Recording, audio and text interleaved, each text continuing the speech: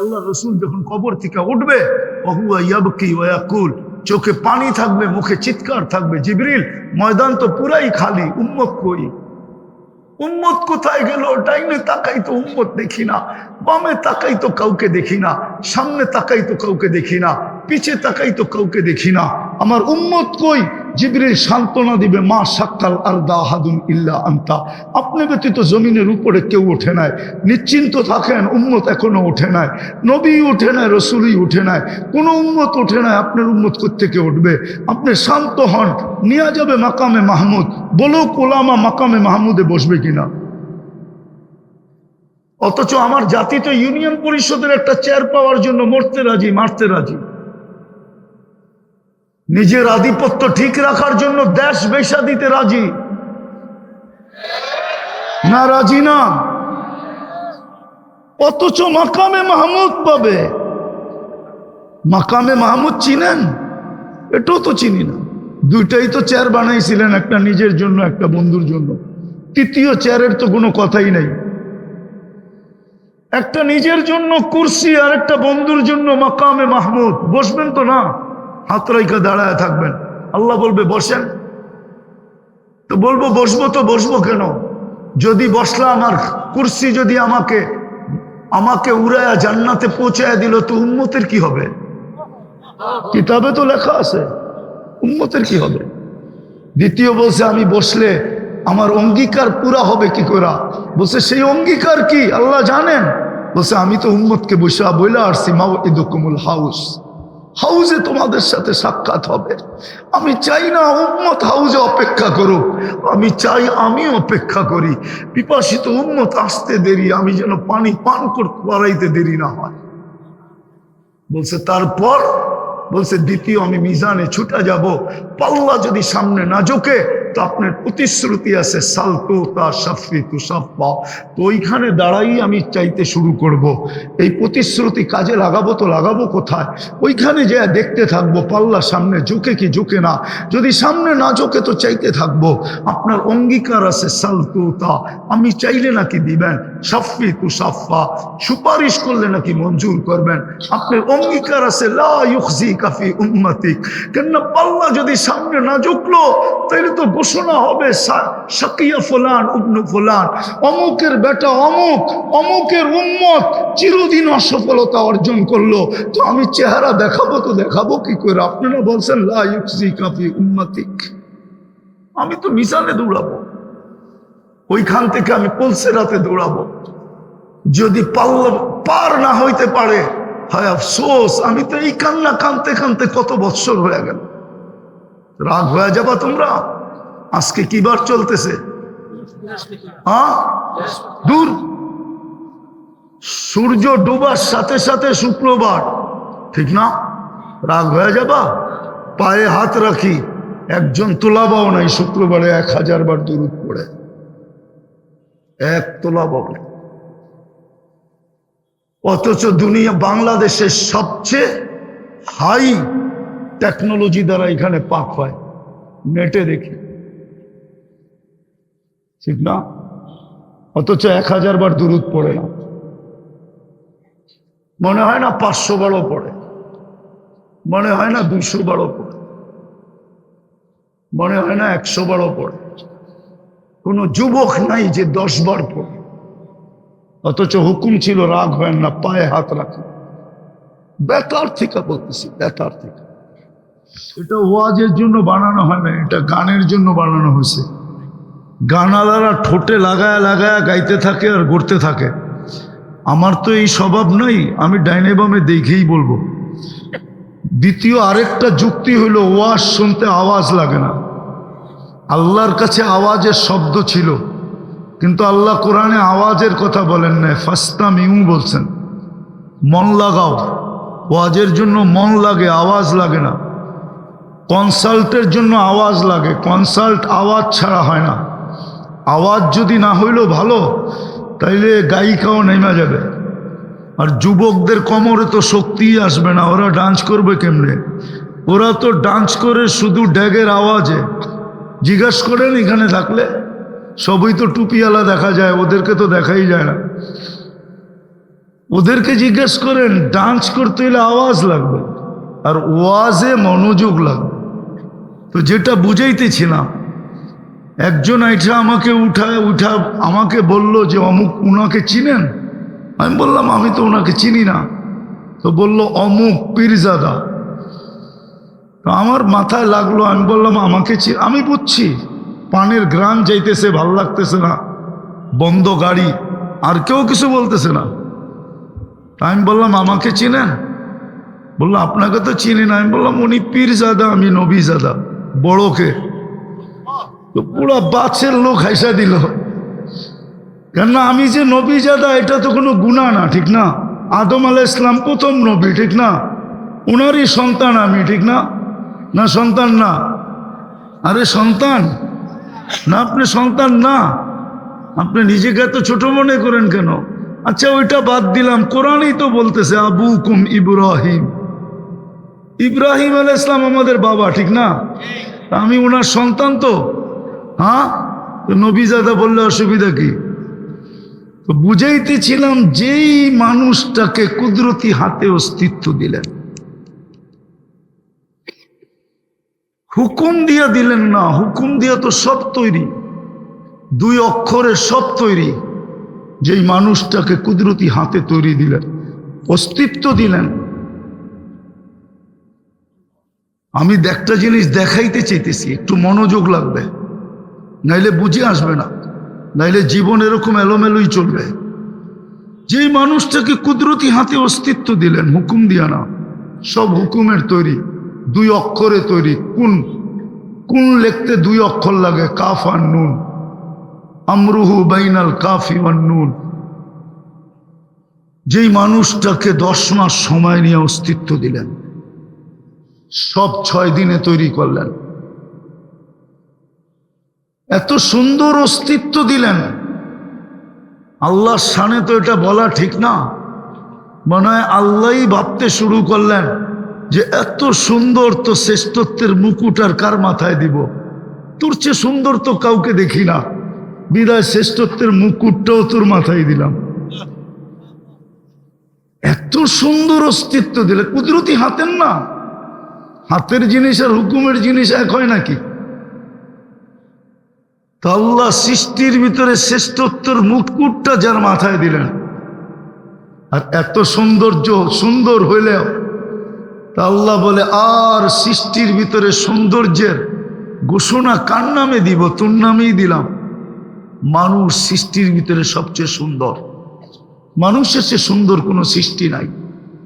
যদিও মানুষ বলে পরী বড় সুন্দর, কিন্তু যুক্তিতে আসে না। পরী যদি সুন্দরী হইতো, কেউ দেখছে আজ পর্যন্ত যে সুন্দরী? কি দেখছো তোমরা? হ্যাঁ? আচ্ছা আরেকটা যুক্তি, যদি সুন্দরী হইতো, এত সুন্দরী, তো কাইলা ছেঁড়ারে কেন ধরতো? কালোরে কেন ধরবে, ঠিক না? ও তো ওর চেয়ে সুন্দর যুবরাজকে ধরবে, ঠিক না?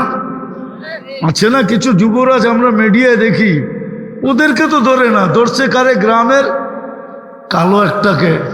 বোঝা গেল এত সুন্দরী নয়, কাইলাটাই সুন্দরী। কালোর চেয়ে সুন্দর কেউ নাই। গঠনের দিক দিয়ে যাকে আল্লাহ সৃষ্টির ভিতরে শ্রেষ্ঠত্ব দিলেন, হায় হায় হায় হায়, যেই মানুষটাকে আর মানুষটার হাতে আল্লাহ পুরো দুনিয়াটা উঠায় দিয়া দিলেন। ধ্যান দিয়া বসতে হবে কিন্তু, নাইলে আল্লাহ ঘোষণা কেন দিলেন? হুয়াল্লাযী খালাকা লাকুম মা ফিল আরদি জামিয়া। মানুষ শুধু দুনিয়া না, এর ভিতরে যা কিছু আছে সব তোর হাতে উঠায় দিয়া দিলাম। শুধু দুনিয়া তো দিলেন না, আখেরাতটাও যেই মানুষকে আল্লাহ দিয়া দিলেন। আমি কিতাবের নাম বলতেছি, আপনারা দেখে নিয়েন। হাবায়েক ফি আখবারিল মালায়েক, যদি এই কুতুবখানায় থাকে, আছে কিনা আমি জানি না, কিন্তু কিতাবের নাম হইল হাবায়েক ফি আখবারিল মালায়েক। ফেরেশতারা আল্লাহকে বলছিল ফাজা আল্লাহুমুদ দুনিয়া, এদেরকে দুনিয়া দিয়া দেন।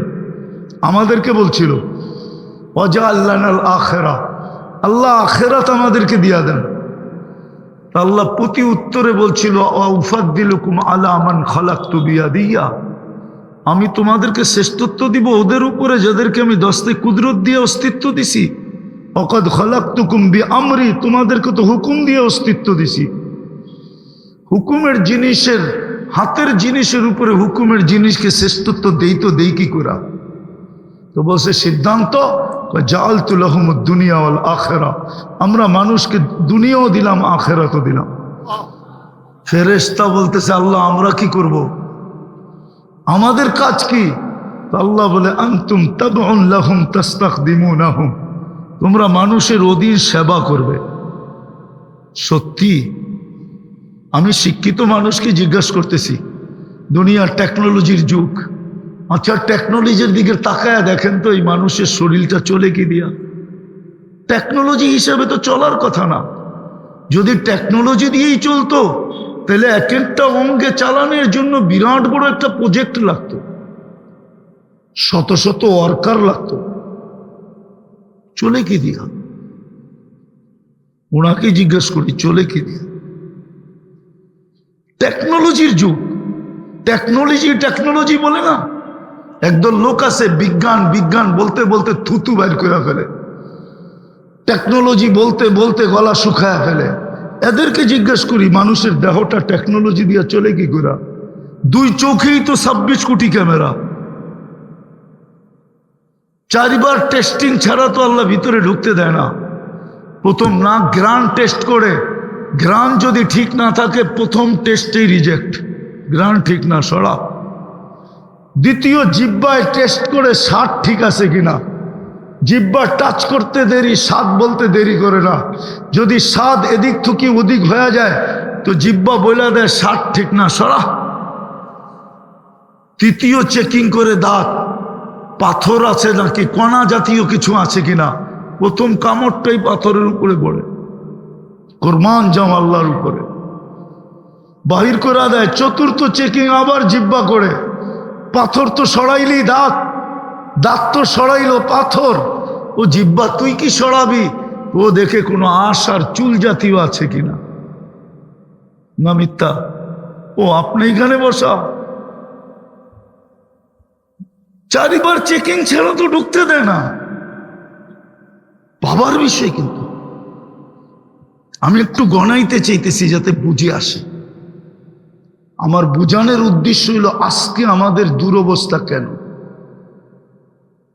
মুসলমানের যে দুরবস্থা।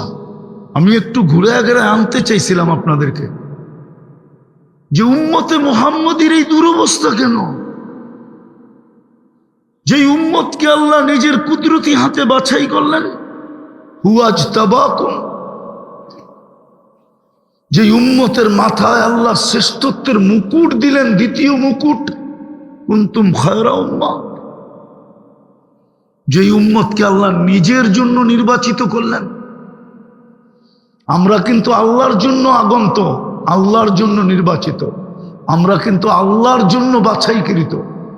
আমরা আসি নাই, আল্লাহ পাঠাইছেন আমাদেরকে। উখরিজাত বলছে তোমাদেরকে পাঠাইলাম। আল্লাহ কেন পাঠাইলেন? আমার জন্য পাঠাইলাম। আল্লাহ নিজের জন্য আমাদেরকে নির্বাচিত করছেন। আমি মিলাই দিব, কোরআন এটাই বলে শুহাদা আলান নাস, কিয়ামতের দিন আমি বিচার কার্য চালাবো, কিন্তু আমি সাক্ষী পাবো তো পাবো কাউকে, সাক্ষী হিসাবে কেউ আমার কাছে পছন্দনীয় না। ও উম্মতে মুহাম্মদী, তোমাদেরকে আমি পছন্দ করলাম, তোমরা কিয়ামতের দিন আমার পক্ষে তোমরা সাক্ষী দিবে। নাইলে বুখারীতে এই রেওয়ায়াত আসলো তো আসলো কেন? নূহ আলাইহিস সালাম জাতি যখন বলবে যে নূহ নামে আমরা কাউকে চিনি না, আমাদের কাছে কেউ আসে নাই, তো আল্লাহ বলবে নূহ সাক্ষী কোথায়? তো আমাদের কাছে এসে বলবে আপনার পাশেই তো দাঁড়ানো আছে, সাক্ষী তো আপনার পাশে দাঁড়ানো। ভালো মতে বোঝেন, আমরা ইনশাআল্লাহ কিয়ামতের দিন আল্লাহর পাশে স্টেজে দাঁড়াবো। সাক্ষী কোনোদিন আসামির সাথে দাঁড়ায় না। ওই যে অ্যাডভোকেট আছে, জিজ্ঞেস করে দেখেন, সাক্ষী কোনোদিন আসামির সাথে দাঁড়ায় না। দাঁড়ায় নাকি? সাক্ষী তো জজের সাথে দাঁড়ায়, ঠিক না? সাক্ষী আল্লাহর সাথে দাঁড়াবে, বলবে আপনার পাশেই তো দাঁড়ায় রয়েছে। আল্লাহ চাবে আমাদের দিকে আর হাসবে, বলবে কি বলো? তা আমরা বলবো হ্যাঁ, নূহ আলাইহিস সালাম সত্য বলতেছে, জাতি মিথ্যা বলতেছে। বলবে প্রমাণ, বলে আমাদের কাছে প্রমাণ আছে। ওরা আবার রিট করবে, এরা তো আমাদের জমানায় ছিলই না, আমাদের পক্ষে বিরুদ্ধে সাক্ষী দেয় কি করে? এটাও মনে হয় বুখারীতে আছে। এরা তো আমাদের সময় ছিলই না, রিট করবে ওরা, আবার দাখিল করবে। আল্লাহ আসবে আর জিজ্ঞেস করবে সাক্ষী দাও, দলিল উঠায় দেখাবে, এটা কি? আল্লাহ বলবে আমার কালাম। বলছে হয়তো আমাদেরকে মানেন, নাইলে কালাম হিসাবে বাদ দিয়া দেন। আল্লাহ বলে আমার কালাম বাদ দেই তো দেই কি কইরা? বলে তাহলে আমাদেরটা মানেন। সূরা নূহ পড়া শুনায় দিবে।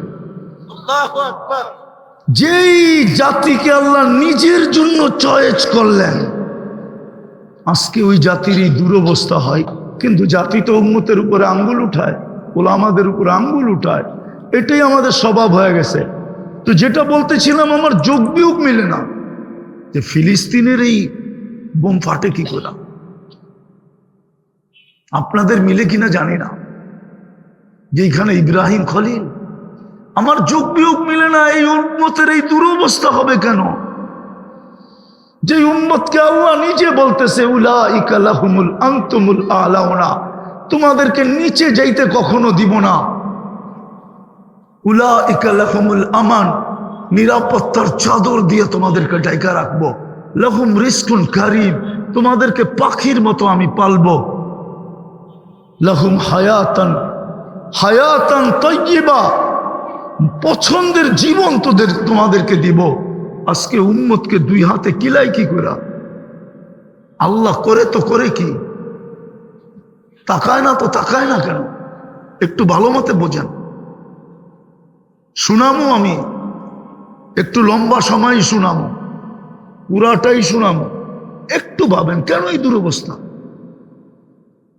আফগানিস্তান মাটিতে মিশায় দিল, ইরাক মিশায় দিল, লিবিয়া মিশায় দিল, ফিলিস্তিন মিশায় দিল, লেবানন মিশাইতেছে। তারপরে কার বাড়ি আসবে কে জানে? আপনি চতুর্দিক থেকে অবরুদ্ধ। এই দুরবস্থা কেন? স্লোগান শুনবে? স্লোগান সারা দুনিয়ার একটা গোপন স্লোগান আছে, গোপন। মুসলমান ছাড়া একমত হন, আমার সাথে কাজে দিবে। কোনো নেটে পাবেন না ওটা, কিন্তু বাস্তব এটা। আর আমিও চিন্তা করতেছি, কয়েকদিন ধরে আমি বলতেছি, হতে পারে আমার শাহাদাতের কারণ এটাই হতে পারে। গোপন স্লোগান চলতেছে, অদ্দাহুম রব্বুহুম। সূরা অদ্দোহা নাজেল হওয়ার আগে মক্কায় ডেলি মিছিল হইতো, সকালে দুপুরে বিকালে, বাচ্চা পর্যন্ত মিছিল করত। অদ্দাহু রব্বুহু, মুহাম্মদের রব মুহাম্মদকে ছেড়ে দিছে। কেননা অনেকদিন ওহী বন্ধ ছিল, তারপরে অদ্দোহা নাজেল হয়েছে। যে কোনো কারণেই ওহী বন্ধ ছিল। শানে নজুল দেখলে পাবেন আপনারা, খোলার সময় নাই। তো মক্কার কাফেররা মিছিল করত, অদ্দাহুম রব্বুহুম, অদ্দাহু রব্বুহু, মুহাম্মদের রব মুহাম্মদকে ছেড়ে দিছে। নাইলে কবি তো বললো আমাদেরকে বলবো, এখন পর্যন্ত তো মুখ খুলতেছে না, ওহী মনে হয় আসতেছে না, রব মনে হয় নারাজ হয়ে গেছে, আমরা জিতা গেলাম। তারপরে অদ্দোহা আসছে, অদ্দোহা অদ্দোহা তারপরে আসছে ওয়াল্লাইলি ইযা সাজা। বন্ধু, আপনার চেহারার কসম, আপনার কালা জুলফের কসম, কালো চুলের কসম, মা ওয়াদ্দাআকা রাব্বুকা ওয়া মা ক্বালা। আমরা তো পরীক্ষা নিতেছিলাম বান্দররা কি করে। আপনার রব আপনাকে ছাড়ে নাই। আজকের পটভূমিতে সারা দুনিয়া মুসলমান ব্যতীত স্লোগান দিতেছে, অদ্দাহুম রব্বুহুম, এদের রব এদেরকে ছেড়ে দিছে। নাইলে আমরা একের পর মাটিতে মিশাইতেছি কি করে? এরা নাকি বলে এদের রব বড় পাওয়ারফুল। কোথায় রব? আরেকটা স্লোগান আছে, ইহুদিরা দেয়। ইহুদিরা স্লোগান দিতেছে এখন, আপনি জানবেন না স্লোগান? আমি তাহকিক দিতে পারি আপনাকে। স্লোগান দিতেছে আল আন, এখনই সুযোগ, দাম্মিরুল মুসলিমিনা কাইফা তুরিদুনা আন তুদাম্মিরুহা। এখনই সুযোগ মুসলমানদেরকে মাটিতে মিশায়া দেওয়া। কিন্তু একটা কথা মনে উঠলো, বলতেছি, আমার সমাজের যুবক, আমার সমাজের 90% মানুষ যারা ওদের সাজে সজ্জিত, আমি ওদেরকে একটা প্রশ্ন করব, তোমরা ওদের সাজে সজ্জিত? কিন্তু এটা মনে রেখো, ওরা তোমাদেরকে নিজের মনে করে না, আপন মনে করে না। সজ্জিত হইতে পারেন আপনি, ওদের রঙে রঙিন হইতে পারেন। যুবক, ওদের স্টাইলে তুমি চুল কাটতে পারো। আজকে মিরপুরের যুবকও 50টা 100 টাকার চুল 500 টাকা দিয়ে কাটে, নেটের থেকে ডিজাইন চয়েস করে, সারা রাত্র দেখতে থাকে, যেটা চয়েস হয় এটা স্ক্রিনশট দেয়, তারপরে সেলুনে নিয়ে যায়, তারপরে সেলুনওয়ালার ডিজাইন দেখা একটা ঢুকগিলা বলে 500, 700, 1000 টাকা। তুমি ওদের রঙে সাজতে পারো, আমার কোনো আপত্তি নেই, কিন্তু এটা ভাইবো না তোমাকে আপন ভাববে। কসম খোদার, এটারও কারণ দেখাবো আমি, আমার কাছে যুক্তি আছে, প্রমাণ আছে। আমি দুনিয়া ঘুরি তো, অনেক কিছু চোখে পড়ে, অনেকের ভেদ জানি আমি। হ্যাঁ বলবো, একটু দুই একটা বলবো। তুমি যতই ওদের সাজে সাজো, যতই আমার দেশ 14 তারিখ ইউরোপের চেয়ে বেশি হাজারো গুণ বেশি হইচয়ের মাধ্যমে উদযাপন করে। নাইলে আমি 14 তারিখ আমেরিকাতে দেখছি, আমাদের দেশের যুবকদের মতো, যুবতীদের মতো মাতাল হইতে দেখি না। বলো সত্য কিনা? 14 তারিখ বুঝেন? ভালোবাসা ডে, ভালোবাসা ডে। শুধু ফুল দেয়, হোটেলে নিয়ে খাওয়ায়, বাড়ির জন্য পার্সেল দেয়, পারে না কলিজা বাইর করে দিয়া, গুনা করে দিয়া দিতে। মরা গেলে মরা যাবো, তারপরও তো লেখা দিবে I.U। মানে বুঝাইতে পারিনি। 31st নাইট বাংলাদেশে যেইভাবে উদযাপিত হয়, এই আতশবাজির টাকাগুলা যদি থাকতো, তাহলে আমার বিশ্বাস বাংলাদেশের কোনো একটা ছোট জেলার প্রত্যেক মানুষকে ধনী বানিয়ে দেওয়া যেত। যত টাকা আতশবাজির পিছনে খরচ করা। আসতেছে 31st নাইট, কিন্তু আমি তো সিডনিতে দেখলাম 31st নাইট, অস্ট্রেলিয়ায় দেখলাম 31st নাইট, কিন্তু সিডনি ব্রিজ ছাড়া তো আর কোথাও দেখি নাই। আপনিও নেটে পাবেন না, শুধু ব্রিজেরটাই পাবেন। চ্যালেঞ্জ আপনার সাথে, এখন যে আপনি সার্চ দেন, শুধু ব্রিজেরটা পাবেন, আর কোনো জায়গাটা পাবেন না, অথচ চতুর্দিক দিয়ে সমুদ্র। আমি তো 31st নাইটে ছিলাম সিডনিতে, আমি তো দেখলাম না আমার দেশে যেভাবে উদযাপিত হয়। কিন্তু ওরা আমাদেরকে আপন বলবে না। কেন বলবে না জানেন? ওরা আমাদের রূপরেখা দেখে না। যদি দেখতই, তাহলে আমি অ্যাডভোকেট সাহেবের সামনে বলতেছি, 500,000 পাসপোর্ট ডেলি জমা নেয়। কোন এমবেসি এখন টাকা ছাড়া পাসপোর্ট জমা নেয়? বলো, আমেরিকান এমবেসিতে ভিসার জন্য কত টাকা জমা দিতে হয় জিজ্ঞেস করেন ওনাদেরকে, ওনারা তো নেয়। কিন্তু ভিসা দেয় কয়জনকে? আমি তো 103টা এমবেসি দেখলাম, 103টা দেশ ঘুরছি, বিদায় 103টা এমবেসি দেখছি। আমি তো আপনাদের স্বাধীনতাও দেখি নাই।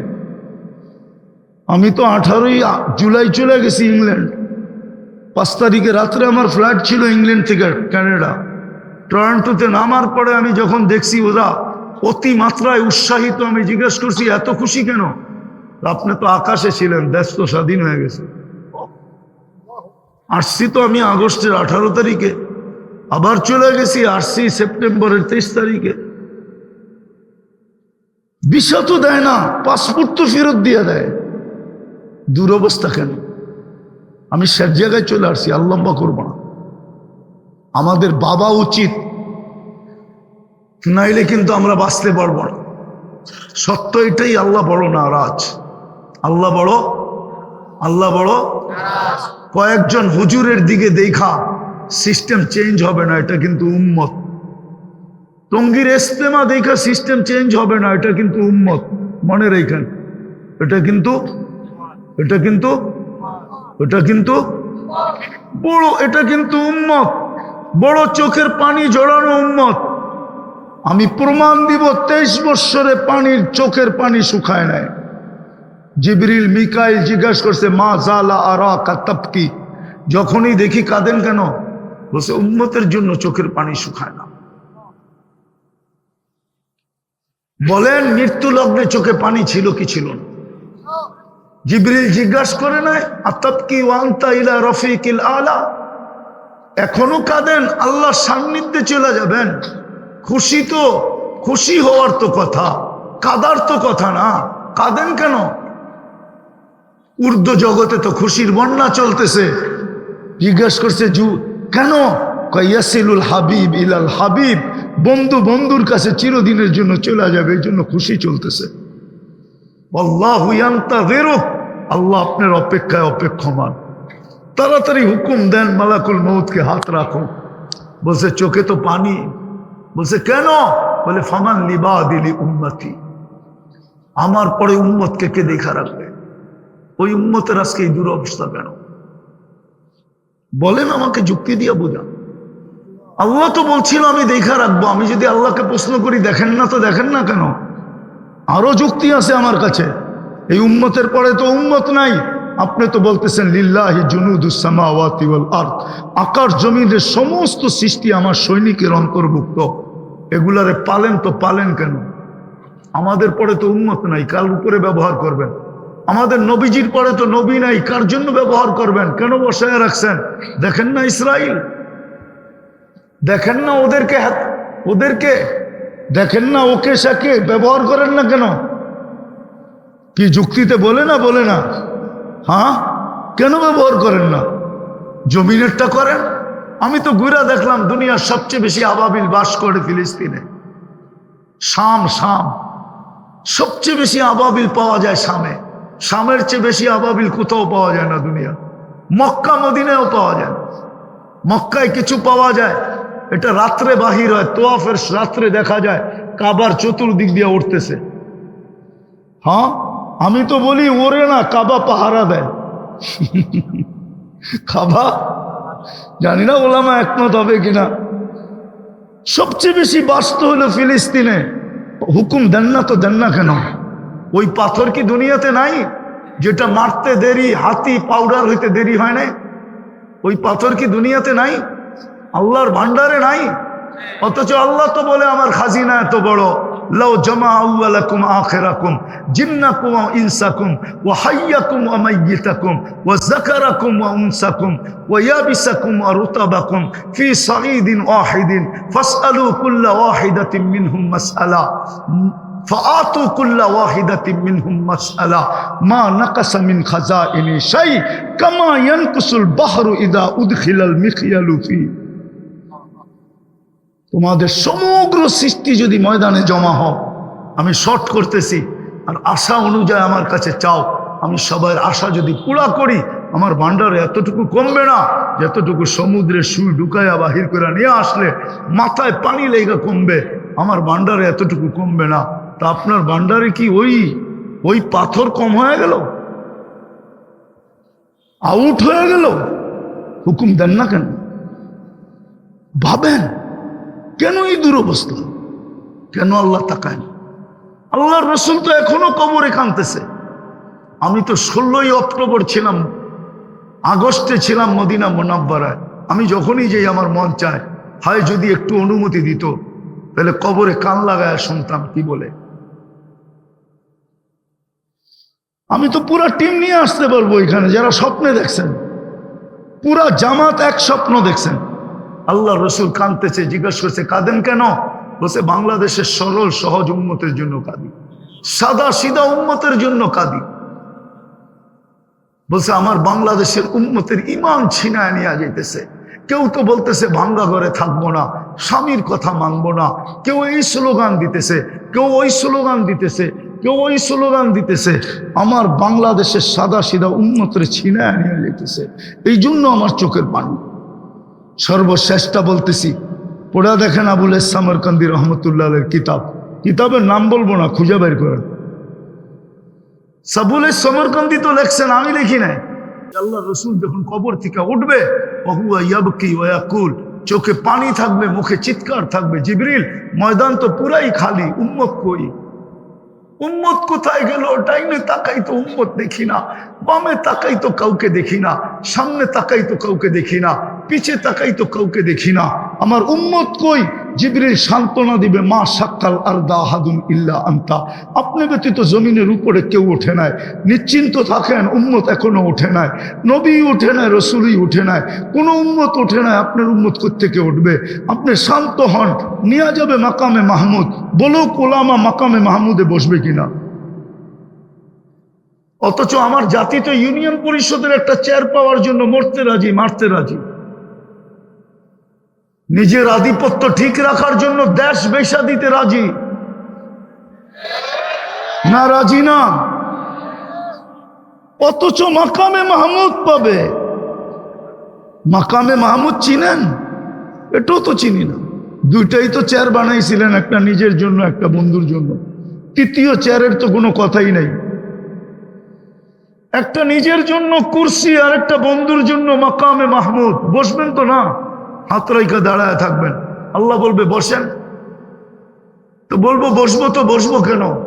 যদি বসলাম আর কুরসি যদি আমাকে উড়ায়া জান্নাতে পৌঁছায় দিল, তো উম্মতের কি হবে? কিতাবে তো লেখা আছে, উম্মতের কি হবে? দ্বিতীয় বলছে আমি বসলে আমার অঙ্গীকার পুরা হবে কি করে? বলছে সেই অঙ্গীকার কি আল্লাহ জানেন? বলছে আমি তো উম্মতকে বইলা আসছি, মাউইদুকুমুল হাউস, হাউজে তোমাদের সাথে সাক্ষাৎ হবে। আমি চাই না উম্মত হাউজে অপেক্ষা করুক, আমি চাই আমি অপেক্ষা করি। পিপাসিত উম্মত আসতে দেরি, আমি যেন পানি পান করতে পারাইতে দেরি না হয়। বলছে তারপর, বলছে দ্বিতীয় আমি মিজানে ছুটে যাব, পাল্লা যদি সামনে না ঝোঁকে তো আপনার প্রতিশ্রুতি আছে সালতু তা সাফি তু সাফা, তো ওইখানে দাঁড়াই আমি চাইতে শুরু করব। এই প্রতিশ্রুতি কাজে লাগাবো তো লাগাবো কোথায়? ওইখানে যে দেখতে থাকবো পাল্লা সামনে ঝুঁকে কি ঝুঁকে না। যদি সামনে না ঝুঁকে তো চাইতে থাকবো। আপনার অঙ্গীকার আছে সালতু তা, আমি চাইলে নাকি দিবেন, সাফি তু সাফা, সুপারিশ করলে নাকি মঞ্জুর করবেন। আপনার অঙ্গীকার আছে লা ইউখজি কাফি উম্মতিক, কেননা পাল্লা যদি সামনে না ঝুঁকলো তাহলে তো ঘোষণা হবে শাকিয়া ফুলান ইবনু ফুলান, অমুকের বেটা অমুক, অমুকের উম্মত চিরদিন অসফলতা অর্জন করলো। তো আমি চেহারা দেখাবো তো দেখাবো কি করে? আপনারা বলছেন লা ইউখজি কাফি উম্মতিক, আমি তো মিজানে দৌড়াবো, ওইখান থেকে আমি পুলসেরাতে দৌড়াবো। যদি পাল্লা পার না হইতে পারে, হায় আফসোস, আমি তো এই কান্না কানতে কানতে কত বৎসর হয়ে গেল। রাগ হয়ে যাবা তোমরা? আজকে কি বার চলতেছে? হ্যাঁ, দূর, সূর্য ডোবার সাথে সাথে শুক্রবার, ঠিক না? রাগ হয়ে যাবা? পায়ে হাত রাখি, একজন তোলাবাও নাই শুক্রবারে 1000 বার দুরূদ পড়ে, এক তোলাবাও নেই। অথচ দুনিয়া, বাংলাদেশের সবচেয়ে হাই টেকনোলজি দ্বারা এখানে পাক হয়, নেটে দেখি, ঠিক না? অথচ 1000 বার দুরূদ পড়ে না। মনে হয় না 500 বারও পড়ে, মনে হয় না 200 বারও পড়ে, মনে হয় না 100 বারও পড়ে। কোনো যুবক নাই যে 10 বার পড়ে। অথচ হুকুম ছিল রাগ হয় না, পায়ে হাত রাখো। বেতার থেকে বলতেছি, বেতার থেকে, নাইলে বলতাম না, বেতার থেকে বলতেছি। আল্লাহ রসুল হুকুম দিয়েছিলেন শুক্রবারে আমার উপরে বেশি বেশি দুরূদ পড়ো। 6 দিন যাই ঝামেলায় থাকো, শুক্রবার তোমাদের একটু ছুটি থাকে, আমার উপরে বেশি বেশি দুরূদ পড়ো। জিজ্ঞাস দেখো তোলাবার হাদিসে আছে কিনা। কিন্তু 1000 দুরূদ তো কেউ পড়ে না। অথচ পুলসেরাতে দৌড়ে যাবে, উম্মত ফাইসা গেলে দুরুদের গাঠটি দিয়া পার করায় দিবে, দুরুদের গাঠটি মাথায় দিয়া। আমি লেখি না, ইমাম কর্তুবী লেখছে। হাদিস উঠে দেখেন, আমি ওনার গ্রাম চৈশা আইসা বলতেছি। আমি কর্ডোবা গেছি 2008-এ, আমার সফর ছিল কর্ডোবা, স্পেনের শহর কর্ডোবা, ওটাই কর্তুবী।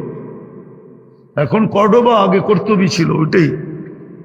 আমি দেখে আসছি, ওনার কবরের চিহ্নও পাই না, দরজগার চিহ্ন তো দূরের কথা, কোনো চিহ্ন নাই। কসরুল হামরা আমি ঢুকতে পারি নাই, যেখানে মুসলমান শাসকরা 800 বছর ছিল। কসরুল হামরায় মুসলমানের এন্ট্রি নিষেধ, অথচ 800 বছর রাজারা ছিল। হায় হায়, চোখের পানি কাকে দেখাবো? এই জন্যই তো ছেলেরা আমার দিলে ব্যথা, আমি চিল্লাইতে পারি না, নাহলে জোশ এক সময় ছিল। ওই মসজিদ যেটা 1100 পিলার, ওই মসজিদে আমি পশ্চিম দিকে মুখ করে 1 সেকেন্ড দাঁড়াইতে পারি, জুতা পড়া ঢুকতে হয়েছে। আমার সাথে একজন পুলিশ ছিল, নামাজ তো দূরের কথা, পশ্চিম দিকে মুখ করার সাথে সাথে বলছে নো নো নো, পশ্চিম দিকে মুখ করা যাবে। 1100 পিলার। আমার এই চশমা পাতলা না, এর ভিতরে একটা মোটা লেন্স লাগানো আছে। আমার চোখের পানি শুকায় গেছে। আমি কম দুনিয়ায় কাঁদি নাই, কম জায়গা আমাকে কাঁদায় নাই। আবু আবদুল্লাহ উন্দুলুসি রহমতুল্লাহ গ্রাম আমাকে কাঁদায় দিছে, নাসির উদ্দিন আলবানির গ্রাম আমাকে কাঁদায় দিছে। একদিনে 5 লক্ষ খ্রিস্টান মুসলমান খ্রিস্টান হয়েছে নাসির উদ্দিন আলবানির গ্রাম। আমি ওনার কবর জিয়ারত করছি আম্মানে, আম্মান শহরে ওনার কবর আছে। আমি কম জায়গায় কাঁদি নাই, এই জন্য ব্যথার থেকে আমার ওয়াজের স্টাইল ভিন্ন। আমি আপনাদেরকে বাবাইতে চাইতেছি, এই দুরবস্থা কেন আজকে? যারা মাথার উপরে থাকার কথা ছিল তাদের এই দুরবস্থা কেন? ফিলিস্তিন দুরবস্থা যদি না হইতো তাহলে 160টা মুসলমান দেশ, 60টা মুসলমান দেশ। গত অক্টোবর, এই অক্টোবরে 2টা জাতিসংঘের বাৎসরিক সেমিনার গেল, সম্মেলন গেল। 60টা মুসলমান দেশের কর্ণধার রাষ্ট্রপ্রধানরা উপস্থিত ছিল। ওর ভিতরে এরকম 4টা রাষ্ট্র ছিল যাদের টাকার উপরে দুনিয়ার কোনো টাকা নাই। কুয়েতের টাকার উপরে দুনিয়ার কোনো টাকা নাই, বাহরাইনের টাকার উপরে দুনিয়ার কোনো টাকা নাই, ওমানের টাকার উপরে দুনিয়ার কোনো টাকা নাই, ব্রুনাইয়ের টাকার উপরে দুনিয়ার কোনো টাকা নাই। আমি হাতে নাইরা বলতেছি, আপনি নেটে চার্জ দিয়ে দেখেন, না ডলার, না পাউন্ড, না ইউরো, সব পায়ের কাছে এগুলা। আমি তো বলি 12টা দেশ যদি এক হয় সারা দুনিয়া কিনতে পারে। চ্যালেঞ্জ। আমি চিনি ওই ড্রাই ক্লিনার, আমি চিনি। আমি ইংল্যান্ডের ওই দোকান চিনি যেখানে কাপড় ওয়াশ করে, শুধু এক ফ্যামিলির কাপড় ওয়াশ করে, আমি চিনি। ওইখানে রানীর কাপড় পর্যন্ত ওয়াশ করা নিষেধ। সকালে ফ্লাইটে যায়, বিকালে ওয়াশ হয়ে ফিরে আসে। আমি চিনি, ওই দোকান চিনি। আমি ইতালির ওই কারখানা চিনি যেখানে এক ফ্যামিলির জুতা তৈরি হয়। আপনি নেটেও পাবেন, সার্চ দেন। আমি তো চোখে দেখে বলতেছি, আমি ওই কারখানা চিনি। আমি ইটালি গেছি, আমি ফ্রান্সে, পুরা ইউরোপ আমার 2008-এর সফর ছিল। এন্টার ইউরোপ আমি সফর করছি 2008-এ, হাজি আব্দুল ওয়াহাব সাহেব রহমতুল্লাহ আলাইহির সাথে। তারপরও আমি ফ্রান্স গেছি। আমি চিনি ওই হোটেল যেখানে কুকুর থাকে, 7 স্টার হোটেলে কুকুর থাকে, বৈশা বৈশা সারাদিন কার্টুন দেখতে থাকে। 2 বেলা ওকে শ্যাম্পু দিয়ে ওয়াশ করা হয়। দুনিয়ার দামি দামি ব্র্যান্ডের বিস্কিট খায়। আপনাকে তো কুকুরের মতো মনে করে না। শেষ জায়গায় চলে আসছি, কেন মনে করবে? এই উম্মত আল্লাহর ধার দারছে কতটুকু বলে? হুজুরদের কথা বাদ দেন, আল্লাহর ধার দারছি কতটুকু? আমরা 24 ঘন্টা বুক করি আল্লাহটা। আমি তো বলি, যুবক তোমার বাহাদুরির উৎস কি? কি উৎস বলে? যৌবনই তো যুবকের বাহাদুরির উৎস। নাইলে ওর দিকে কে তাকাইতো? কে ওর হাতে ফুল দিত? কে ওর কাছে বলতো একটু লেখা দাও না, I.U? যদি যৌবনই না থাকতো। পুরুষের বাহাদুরির উৎস কি? পুরুষত্ব। নাইলে ওর পাশে কে ঘুমাইতো? প্রথম রাত্রি বেগে যেত। মনে হয় বুঝেন নাই, ফিডার খান তো কোত্থেকে বুঝবেন, ঠিক না? প্রথম রাত্রি তো বেগে চলে যেত। নারীর বাহাদুরির উৎস কি? নারীত্ব। নাইলে ওরে পাশে নিয়ে ঘুমায় কে, ঠিক না? নাইলে রিক্সাওয়ালা হাজারো গালি খায়া বাড়িতে ফেরার পরে পরের দিন রিক্সা নিয়ে বাহির হয় কি করে? যখন স্ত্রী আর বাচ্চার চেহারার দিকে দেখে তো গতকালকের থাপ্পড় পর্যন্ত ভুলা যায়। গালি তো গালি। নাইলে কোনো ভ্যানওয়ালা অটোওয়ালা চালাইতে পারতো না দ্বিতীয় দিন। ডেলি যতগুলা গালি খায়, মাঝে মাঝে যুবকদের হাতের থাপ্পড়ও খায়, ঠিক না? সত্য তো? হ্যাঁ, প্রত্যেক ব্যক্তির বাহাদুরের উৎস কি বলেন? শিক্ষিত লোকের বাহাদুরের উৎস কি? শিক্ষা। শিক্ষার উৎস হলো মেধা। ওকে মেধা কে দিছে? ও বিসিএস ক্যাডার হলো কি করে যদি আল্লাহ মেধা না দিত? 24 ঘন্টা ভোগ করে আল্লাহ। কতটুকু আল্লাহকে মানি, কতটুকু আল্লাহকে মানি, যার কারণে সবকিছু পাইলাম, এত বড় মর্যাদা পাইলাম। আমি দুই একটা দেখাইলাম, ইচ্ছা করলে সুযোগ হইলে সেঞ্চুরি দেখানো যায়। এই উম্মত যে বড় বড় মর্যাদা পাইছেন মুহাম্মদুর রাসূলুল্লাহর কারণে। আমি তো বলি এই উম্মত তো এক রাত্র কতদিন? 83 বছর, ঠিক না? 80 বছর বাঁচার পরেও যদি মরে গেল 80 বছর মাথায় কমপ্লিট করা, আর আল্লাহ যদি জিজ্ঞেস করলো কতদিন ছিল, 80 বছর, দে হিসাব। এত রাগ হন কে লেগা? দাঁড়ান, এক রাত্রের দিয়া নেই। আল্লাহ যদি বলে এক রাত্র, এক রাত্রই তো 83 বছর, 4 মাস ছিলাম 80 বছর, 80 থেকে 80 বাদ দিয়া দেন, তারপরও 3 বছর 4 মাসের পাওনা আপনার কাছে আমি। আর যদি মানতে কি তরতিবে দেখাইতে যাই, ওই 3 বছরের ভিতরে আবার 3টা লাইলাতুল কদর আছে, ওইটার পাওনাও আমি। আপনি পাইবেন কোত্থেকে আমার কাছে? এত বড় বড় চোখ করেন কেন? হাসার জন্য না, বাবার জন্য, যে রসুলের কারণে পাইলাম। আজকে ওনার ইজ্জত রাখলাম কতটুকু? শেষ জায়গায় চলে আসছি, সব বাদেই দিলাম। এই উম্মত যদি একটা কাজই করতো, 2টা কাজই করতো, যে কিছু করতে পারি না, ডেলি যদি আল্লাহর কাছে তওবা করতো। আদম আলাইহিস সালাম তো বলতেছে উম্মতে মুহাম্মাদির সাথে এরকমই পীড়িত আপনার। বলছে কেন? আমি একটা ভুল করতে দেরি, জান্নাত থেকে বাহির করতে দেরি করেন নাই। উম্মতে মুহাম্মাদি তো সারাদিন গুনাহ করবে, রাত্রে তো ডাইকা ডাইকা গুনাহ মাফ করবেন, আবার জান্নাতও হাতে উঠায়া দিবেন। এখন কি আল্লাহ ডাকতেছে না হালমিন মুস্তাগফির ফাগফির আলাহ? এখন কি ডাকতেছে না? না ডাকতেছে না? কেমন মোহাব্বত, কেমন ভালোবাসা, কেমন পীড়িত, যার কারণে পাইলাম। একটা কাজ যদি করতো, কিছু করতে পারে না, সারাদিন যদি তওবা করতো, নাইলে ঘুমানোর সময় তওবা, নাইলে উঠা তওবা, কিছু করতে পারে না যদি একটা কাজ করতো। 5 বার ডেলি আল্লাহ ডাকে। কে ডাকে? কে ডাকে? কে ডাকে? আরে কোন আল্লাহ ডাকে?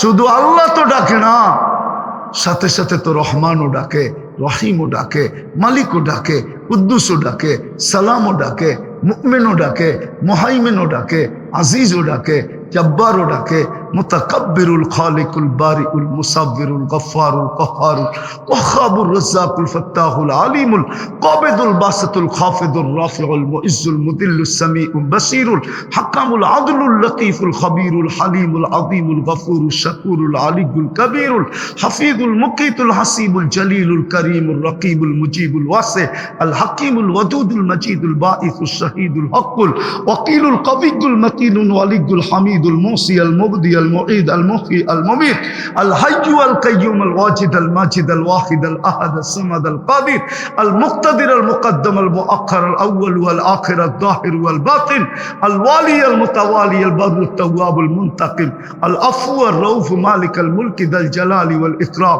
المقسط الجامع والغني والمغني المانع الدار النافع النور الهادي البديع والباقي الوارث الرشيد الصبور جل جلاله 99 পদের মালিক আল্লাহ ডাকে, তারপরও 90 ভাগ মসজিদে আসে না।